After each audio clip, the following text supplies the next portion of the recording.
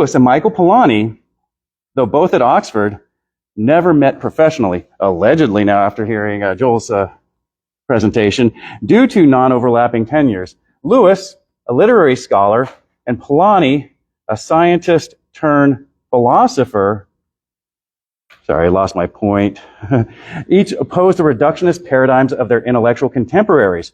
Lewis, through his writings in humanities, and Polanyi by highlighting the personal and non-objective aspects of scientific knowledge. This essay examines the intellectual convergence between Lewis and Polanyi with a focus on their critiques of the reductionist paradigms of their day. I propose that myth serves as a bridge between reason, experience, and the imagination, where Polanyi's concept of subsidiary-focal integration provides a robust epistemic framework for synthesizing Lewis's notions of looking at and looking along to describe the process by which the imagination embodies knowledge, and where embodied knowledge is the product of subsidiary-focal integration. Furthermore, the imagination provides a means for embodying and integrating the knowledge conveyed through mythology. I will then propose how Lewis's 4 stages of enchantment contribute to the process of subsidiary-focal integration of myth, meaning, and the imagination. So, Lewis and Polanyi both critique the reductionist paradigms of their day, such as positivism, naturalism, materialism, and scientism, which dominated the modern scientific and philosophical thought within their respective fields of study. Both thinkers argue that these paradigms, by prioritizing empirical observation and physical causality while disregarding metaphysical realities, fail to account for the full spectrum of human knowledge. Lewis's critique emphasizes the logical self-refutation of naturalism and the existential impoverishment brought about by materialism, asserting that rational thought and the recognition of truth require a mind and cannot arise purely from material processes. Polanyi's challenge is grounded in his epistemological framework, which stresses the personal and tacit dimension of knowing. He argues that much of our knowledge cannot be fully articulated. In doing so, Polanyi critiques the notion of pure objectivity, proposing that genuine objectivity involves responsible judgment within a community and is inextricably linked to personal commitment. Both Lewis and Polanyi contend that reductionist worldviews lead to disenchantment and a loss of wonder, meaning, and intrinsic value. Their converging perspectives call for a more integrated vision of reality that embraces creativity and personal involvement. And I skipped over a slide there. I was supposed to show the myth of modernity, so forgive me on that. So, the epistemology of bicycles. In combating these reductionist paradigms, Lewis argues for the importance of moving beyond disenchantment to a renewed appreciation that integrates empirical observation and experience. Polanyi focuses on the distinction between tacit and explicit knowledge, highlighting that many forms of knowledge, such as practical skills, cannot be fully articulated or codified. He critiques the overemphasis on explicit knowledge found in scientism and positivism, noting that these approaches often overlook the subjective and experiential aspects of knowing. Both authors challenge the primacy of explicit knowledge, emphasizing the value of tradition, participation, and humility. Their ideas, Lewis's transposition and Polanyi's tacit knowing, highlight how enchantment and deeper meaning are lost when experience is reduced to mere empirical observation in a world flattened by reductionism. In talking about bicycles, Lewis employs the metaphor of learning to ride a bicycle to elucidate the evolving human relationship with the world, particularly as it pertains to the concepts of enchantment and disenchantment. Lewis identifies 4 progressive stages: unenchantment, enchantment, disenchantment, and reenchantment. The initial phase, unenchantment, is marked by an indifference and a lack of personal engagement, where the bicycle holds no special meaning. The enchantment stage follows, characterized by a sudden fascination and longing, transforming the ordinary into the magical. This enchantment inevitably wanes, giving rise to disenchantment, a period where the initial excitement is replaced by disappointment and the bicycle returns to mere mundanity. Hopefully, the stage of reenchantment emerges, distinguished by a mature and reflective understanding that integrates experience and memory, restoring a deep sense of wonder. Lewis contends that these stages are not unique to bicycles, but are emblematic of broader cycles in human experience. He argues that true maturity arises from moving beyond disenchantment towards a renewed intentional wonder, merging the insights of experience with a lasting appreciation of the world. On the other hand, Polanyi's bicycle analogy exemplifies his concept of tacit knowledge, knowledge that is experiential and embodied, yet difficult to fully express in words. In the tacit dimension, Polanyi argues that skills like riding a bicycle cannot be effectively learned through explicit instruction or theoretical explanations alone. True mastery emerges only through direct personal practice, where the body internalizes movements and adjustments that cannot be fully articulated in propositional language. Polanyi maintains that one cannot simultaneously theorize and skillfully perform a task, emphasizing that practical knowledge is foundational and cannot be replaced by abstract analysis alone. Ultimately, his analogy demonstrates the limitations of explicit knowledge and highlights the essential role of tacit knowing in how we come to know the world. Lewis presents the concept of transposition as a critique of reductionism. However, one would likely find such a characterization incomplete. Instead, the argument is fundamentally oriented towards affirming the transcendent. According to Lewis, transposition occurs whenever the higher reproduces itself in the lower. Consider the analogy of a symphonic composition rendered as a piano solo. An individual familiar with the original orchestration recognizes the piano version as a reduction, whereas someone acquainted only with the latter remains unaware of what has been lost. Another example describes a mother and son confined in a dungeon with a son too young to recall the external world. The mother, an artist, attempts to convey the outside world through drawings, only to discover that her son believes the outside world consists solely of pencil marks. This point concerns the reductionist perspective, characterized by an ability to perceive all the facts, but not the meaning. Lewis compares the materialist to a dog incapable of grasping the significance of pointing. A finger is a finger to him, and that is all. For Lewis, transposition is a metaphysical principle that points to the layered structure of reality where higher and lower realms are connected, yet the higher cannot be fully captured by the lower. This has important implications for the limits of propositional knowledge. Our attempts to describe transcendent experiences are always partial, shaped by the inadequacies of language and sensory perception. Lewis thus highlights the necessity of humility in epistemology, acknowledging that the deepest truths may be accessible only through indirect or sacramental means. Polanyi's epistemology centers on the insight that much of what we know is tacit, understood and acted upon without being fully articulated in explicit terms. Tacit knowledge encompasses skills, intuitions, and traditions that guide our perception and judgment, often operating below the level of conscious awareness. Tacit knowledge involves a dual structure, a proximal element we sense but cannot always articulate, and a distal meaning we interpret from these sensations. Our awareness of the proximal is shaped by its connection to the distal, forming a phenomenal structure that combines both functional and experiential aspects. This process allows us to recognize and become familiar with specific details, even if we cannot explicitly identify them, by relying on our awareness of one aspect while focusing on another. Polanyi referred to this process as subsidiary-focal integration. Tacit knowing links particulars, the proximal terms, to a larger whole, distal meaning, helping us interpret the comprehensive entity these details compose. This relationship is illustrated by tool use. As we master a tool, our attention shifts from the immediate bodily sensations to the effects the tool produces in the environment. Meaning thus moves from internal sensations outward, making the tool, or even our body, an extension for perceiving and interacting with the world. This process, which Polanyi referred to as indwelling, means that tacit knowing allows us to integrate particulars into a coherent whole without needing to observe each detail directly. Instead, we interiorize these elements, allowing them to shape our understanding from within. Overanalyzing or isolating details can obscure the original meaning of complex subjects, and sometimes the loss caused by excessive analysis cannot be restored, even if the particulars are reintegrated. Discovery and scientific progress often rely on tacit knowledge.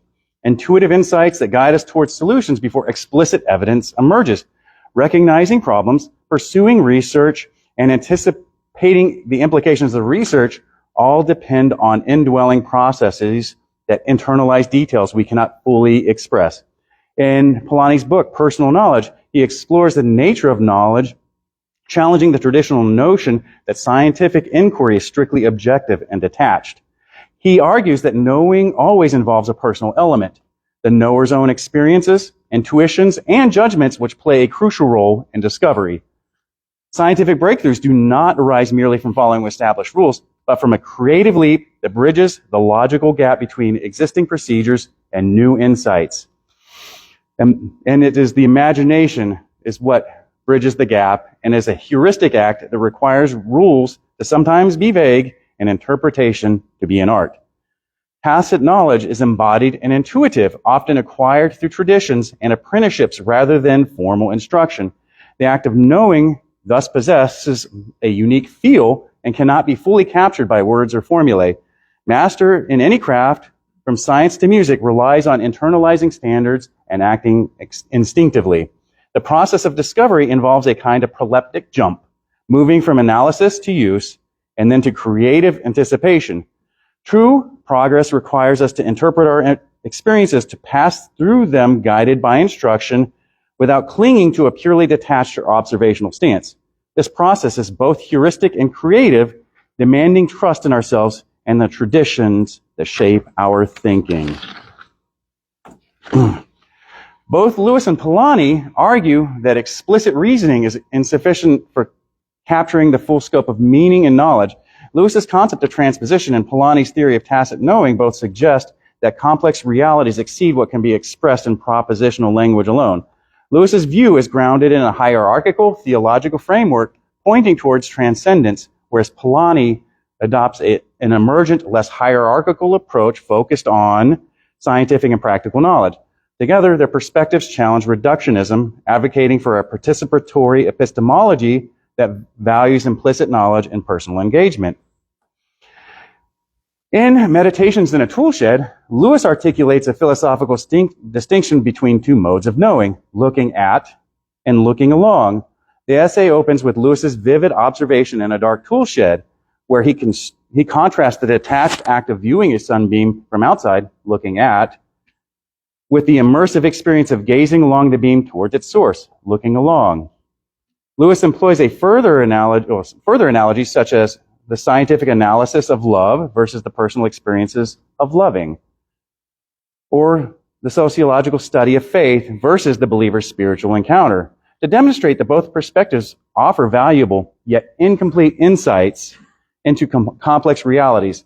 He criticizes the reductionist tendency to privilege only the objective stance, arguing that a comprehensive understanding of knowledge and meaning requires movement between external observation and internal participation. In contrast, Polanyi's emergent ontology rejects a strict division between realms, emphasizing that higher level realities, such as consciousness, emerge from but are not reducible to lower level processes. Meaning and discovery arise from dynamic participation within tradition and evolving systems, remaining within the immanent order of nature and communal life. Lewis's ontology offers a distinctive form of re-enchantment, restoring wonder and meaning by situating the material within a transcendent order. Enchantment for Lewis is the realization of higher order meaning through tacit focal integration, where focal awareness of the higher order transforms and subsumes empirical observations. Both perspectives contribute to understanding meaning, but Lewis's approach uniquely points beyond the immediate to the infinite. Lewis contends that narrative offers a form of knowledge rooted in lived bodily experience rather than mere abstraction, positioning stories as immersive encounters that engage the imagination and emotions. This approach presents stories as mediators of transcendent realities, inviting readers to participate in knowledge that surpasses the material and points towards the infinite. In contrast, for Polanyi, knowledge is fundamentally tacit, grounded in bodily skills, personal involvement, and communal traditions. While both thinkers emphasize the centrality of embodied participation in knowing, Lewis interprets this as a sacramental ascent to higher realities. Okay. Mythologies are central narratives that encode and transmit a society's values, beliefs, and worldview. They function not only as entertainment, but also as tools for education, socialization, and identity formation. The functions of mythology are described as multifaceted. Myths provide cosmological explanations, establish moral and social norms, legitimize group identities and historical claims, and address psychological needs for transformation and coping with existential dilemmas. Lewis offers a distinctive perspective on myth, arguing that it is not merely a fanciful narrative, but a profound medium for expressing truths that transcend propositional knowledge. For Lewis, myth serves as a bridge between the finite and the infinite, enabling imaginative participation in transcendent realities that shape individual lives. Further, for Lewis, myth as a participatory act that fosters emotional and imaginative engagement, facilitating a personal encounter with meaning. Lewis's view aligns in recognizing myth as a carrier of meaning, but he uniquely emphasizes its capacity to embody and communicate truths inaccessible to reason or empirical analyses. Polanyi's epistemological framework, emphasizing tacit and personal knowledge, offers a framework for understanding the transmission of mythological meaning. Within this paradigm, myths are not primarily conveyed through explicit instruction, but are assimilated via participation in communal rituals, storytelling, and artistic expression. Layers of mythic meaning are apprehended intuitively, shaping collective consciousness and cultural identity through experiential engagement rather than formal articulation.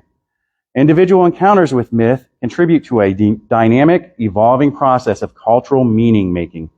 Consequently, mythological knowledge is anchored in tacit knowledge and is continually renewed through the interplay between tradition and personal embodiment.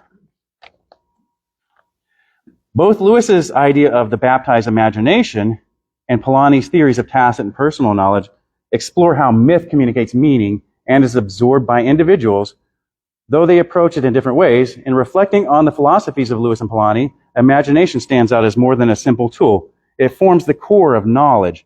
Through imagination, people move beyond collecting facts, recognizing connections, and weaving experiences into meaningful interpretations.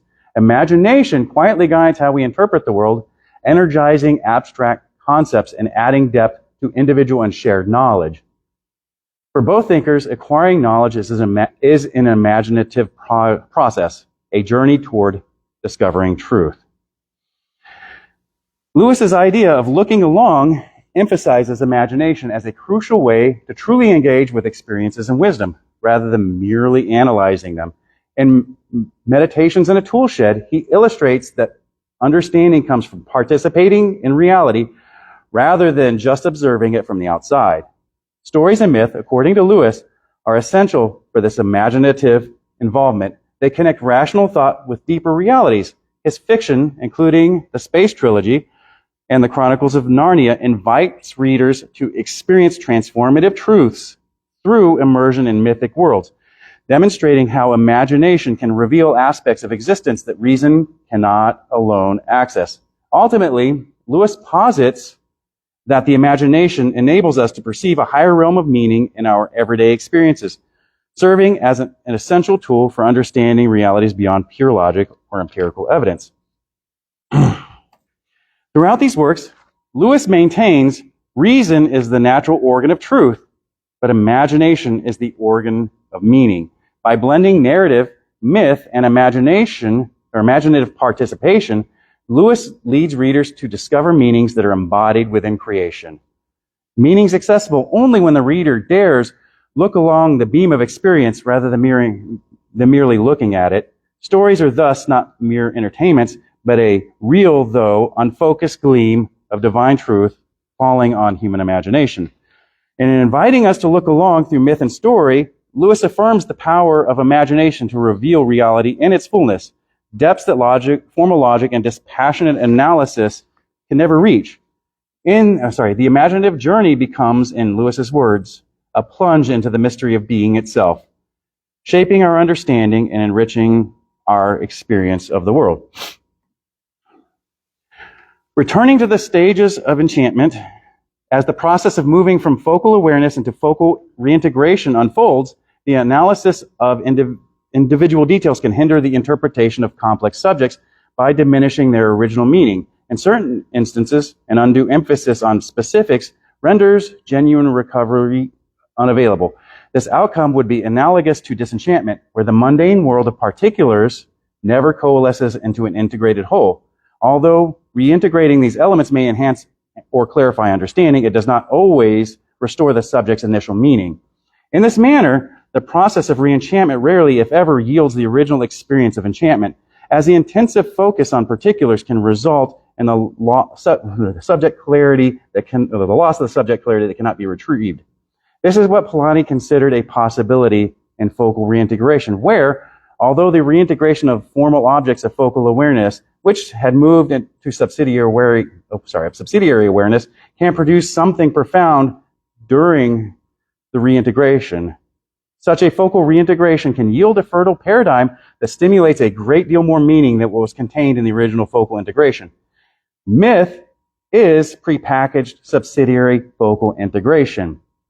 Looking along myth unpacks the subsidiary focal integration directly into our embodied experience, where, to the reenchanted person, the experience looks beyond the particulars, the mundane, and realizes that the mundane is part of a higher order reality where they have been invited to participate. With that being said, I argue that by reintegrating the embodied collective wisdom as transmitted through myth, a new participation in a baptized subsidiary focal integration is created, unveiling a fecundity of meaning that was not available to the initial stage of enchantment. In this manner, the embodied myth becomes the subsidiary awareness of the reenchanted individual, a heuristic tool that is used to probe their world. We incorporate it into our body, or we extend our body to include it so that we can dwell in it. Ultimately, the baptized imagination serves as a bridge between the rational and the imaginative, enabling readers to look along the beam of experience and perceive the tacit meaning within creation. In this way, Lewis's narrative technique exemplifies Polanyi's vision of tacit knowledge. It is through the integration of subsidiary and focal awareness within the process of reenchantment that the fullness of reality is apprehended and deeply felt. That's it. Yeah. Okay, time for one question. Yeah, I was excited with this. I think that we have a lot of overlap. Oh, indeed. I've been seeing tons of overlap today. This got me all hyped up. So, you said that Lewis argued that true maturity arises from disenchantment toward a renewed and intentional wonder, merging the insights of experience with a lasting appreciation of the world. And so would you say that what Lewis essentially did was take the view of maturity from a linear perspective into creating a new perspective, a spherical or a circle, because he started. So my argument is that he's a primal ethicist. He began with origin, very childlike posture. And he's saying that to get the height of maturity is getting back into that. Yes. So would you say that he's changing our view from looking at maturity from a linear path to a spiritual? It could be. The way I'd more describe it is, it's going on the 4 stages of enchantment. In the initial stages of enchantment, the world becomes like in its fullness, a sense of wonder. But as you get into the disenchanted stage where you're in the weeds of the particulars, that enchantment just dissolves into the particulars. And where the maturity is having that wisdom gleaned through drudging through the world of particulars and having them reintegrated back into an enchanted state that holds some of the original enchantment of youth with the knowledge gleaned through drudging through the particulars into that's where the more maturity comes through, where you have I would say that the levels of reenchantment potentially can never happen, or they can happen in degrees, whether from a lower level of reenchantment where you have like minor reenchantment, but then an integration of the particulars into like a mature wisdom, or something like highly participatory with the divine, where there's much more sense made of the drudgery of the particulars, if you mean like the mundanity of life. So whereas you're seeing the like say the magical spiritual aspects of creation coming back to life that were part and parcel of the original sense of enchantment in youth. So I mean, it could be said to be circular, but I'd have to think about that a bit further. Spherical, excuse me. Yes, indeed. Going into the disenchantment of the reenchantment, it may or may not happen. Exactly. I mean, so in the sphere there may be. Yeah, I have to think about that because I love the idea of like turning this into like some sort of like 3 or 4 dimensional kind of way of thinking. But yeah, I couldn't really quantify that right now.